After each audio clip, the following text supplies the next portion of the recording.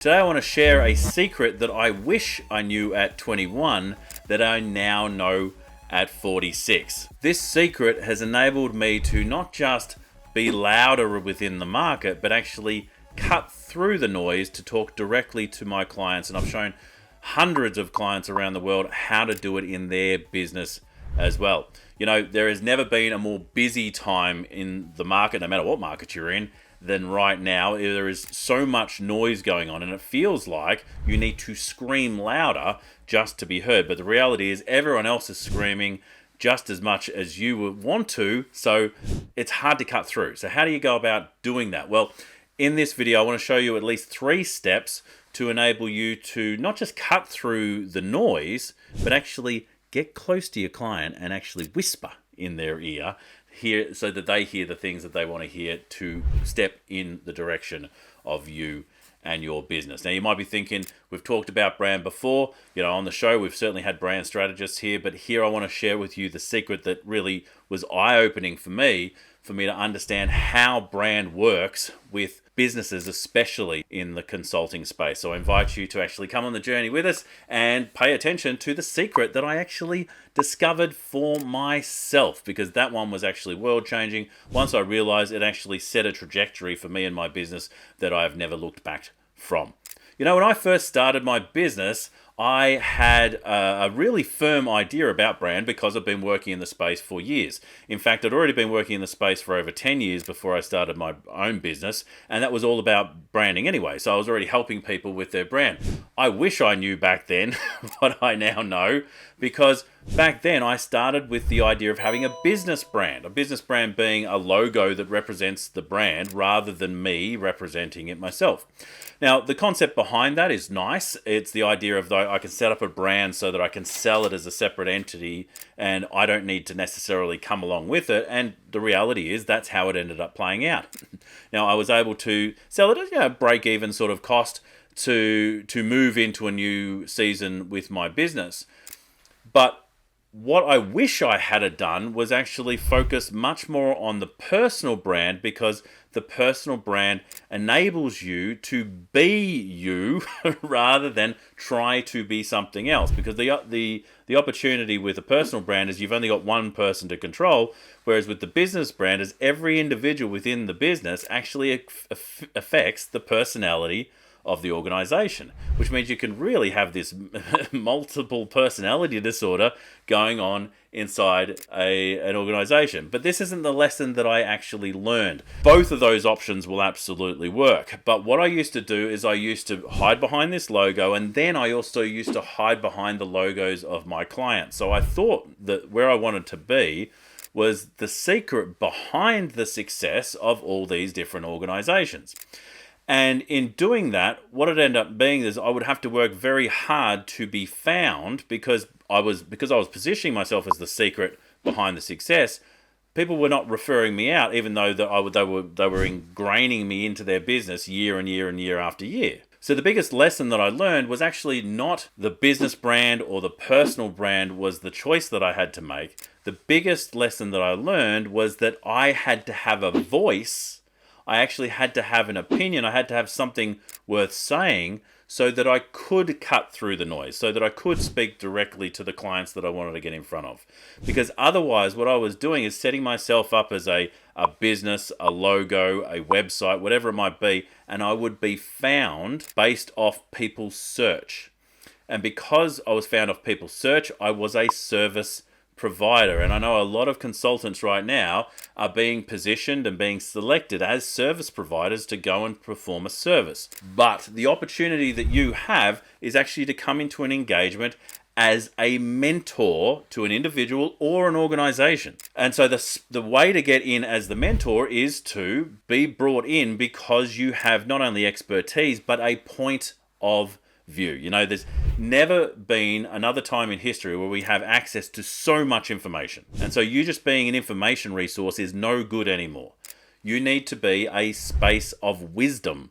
And how can you do that? Well, you have to have an opinion. You have to have a lens that people can see through so they can understand their world through your lens. So having an opinion is really the number one thing that has enabled me to step out of the shadows and actually step out of that noise so that people can select whether they want to work with me or not. And it's not about them even selecting them. It's they come and ask me, can I work with you? All right. So a very, very different way of doing it. And you can't do that if you're actually sitting back, hiding behind a business and being selected as a service. But let's get into the actual steps to build out your brand and really become aware of what your brand is doing in the marketplace. So today we're talking about brand, and brand really is, the original concept of brand is being able to sear a mark into, the side of a steer, for instance, the side of a cow, to mark that this is your thing. Now, what we're trying to do through the process of branding is we're trying to sear our mark, the mark that enables recall, into the minds, the brains of our prospects, clients, stakeholders, whoever we want to recall us in our world. So really what we're talking about today is how to burn an impression into the minds of those around us. So I want to show you on the board how we can break up branding into 3 simple steps. So at least we have an understanding of what we're trying to manage. So let's look at brand as a triangle. Brand is in the middle.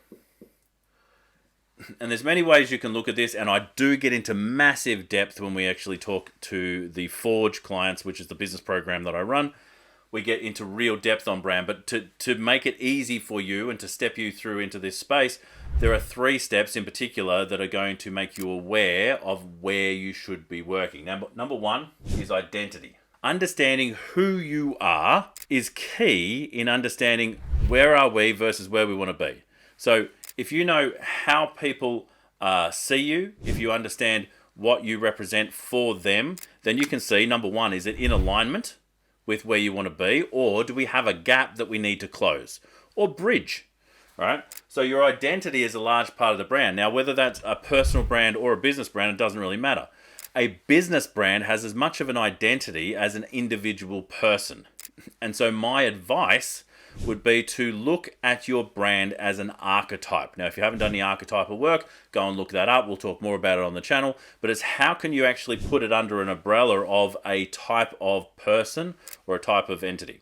So an example might be, we are the business that is educational and helps people understand things. Well, the identity of that, or the archetype of that, is going to be the teacher.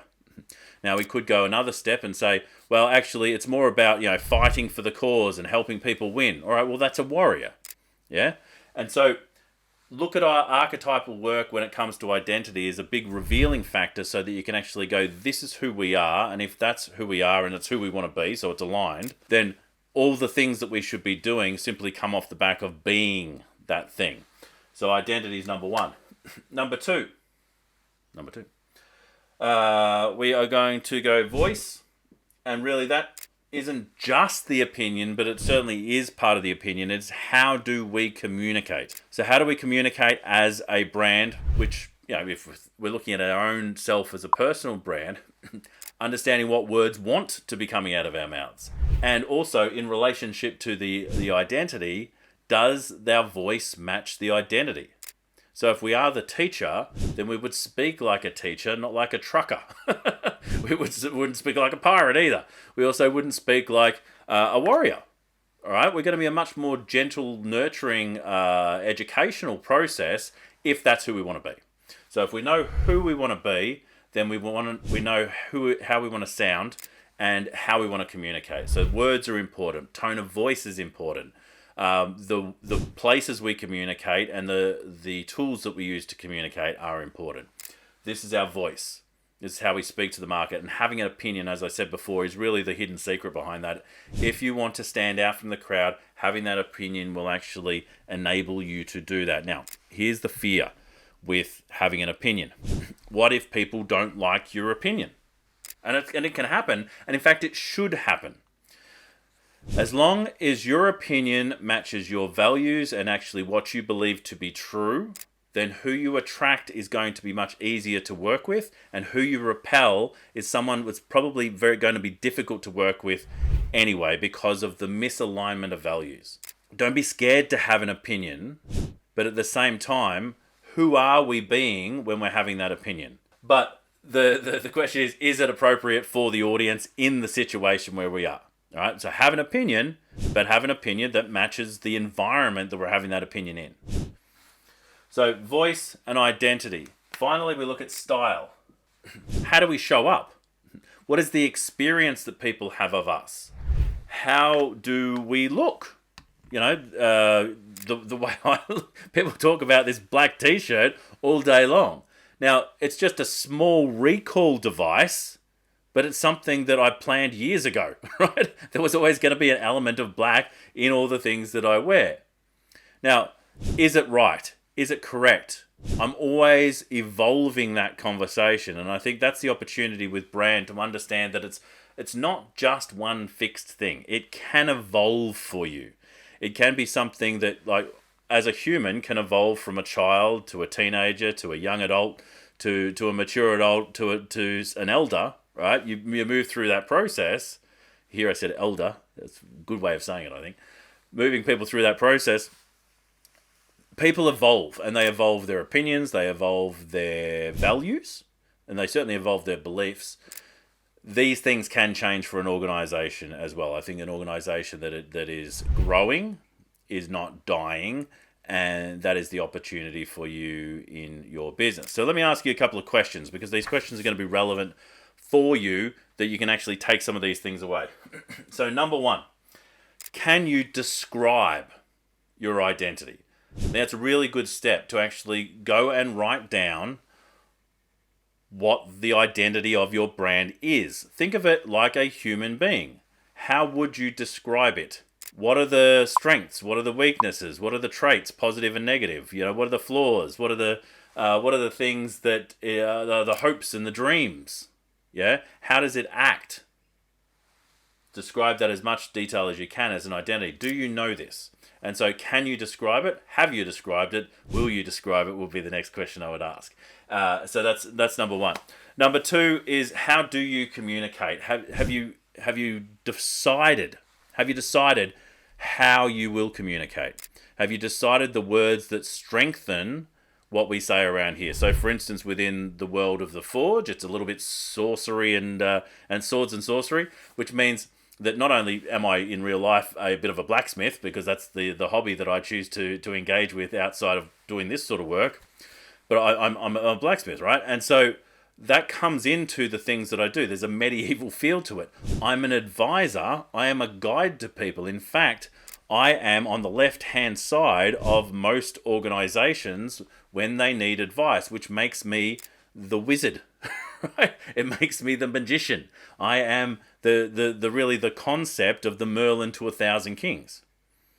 And so in understanding that about myself, I go, well, how will I communicate? What words will I use? Well, I'll use words like reveal, and I'll use words like transform and create. Yeah? And so these are words that a magician type archetype would use.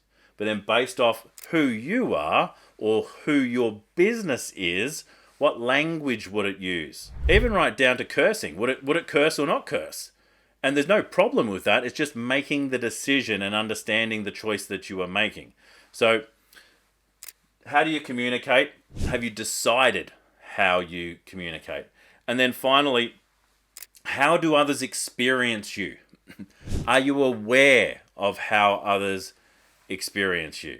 That is a fascinating process in itself, and to understand that there are more than one stakeholder.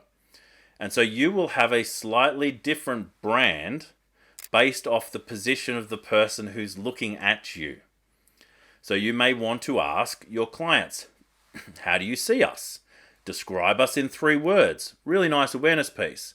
And you might like the words that they say, or you might not like the words that they say. But if actually you find some trending words, you can decide, well, this is where we are. How far away from where we want to be is that description? So you can ask your clients. You can certainly ask your suppliers as well. It's another one, a great one to ask. You can ask your team, whether that be employees, leadership, the entire team itself. Have them describe your organization as a brand. And there are all sorts of other stakeholders that may be engaged in your organization depending on its structure. But being aware of what is the experience that people are having with you, and it's not just colors, and it's not just fonts, but it's actually how do I feel when I'm interacting with you as a brand. So the secret really behind all of this, as I've said before, is step out of the shadows and start having an opinion. Start using this voice. You will start to get feedback. You'll start to notice how people are attracted or repelled from you, and you can adjust just as a human does. Just as a human goes through their day and decides, well, I won't do that again. That wasn't in alignment with how I would normally behave, or that wasn't in alignment with what I want to receive. And you as a brand can actually grow and develop just as you as a person will grow and develop throughout the years. So this has been episode 76 of the Your Consulting Business podcast. My name is Russell Pearson. Until next time, stay passionate, and I will catch you on the next one. Bye for now.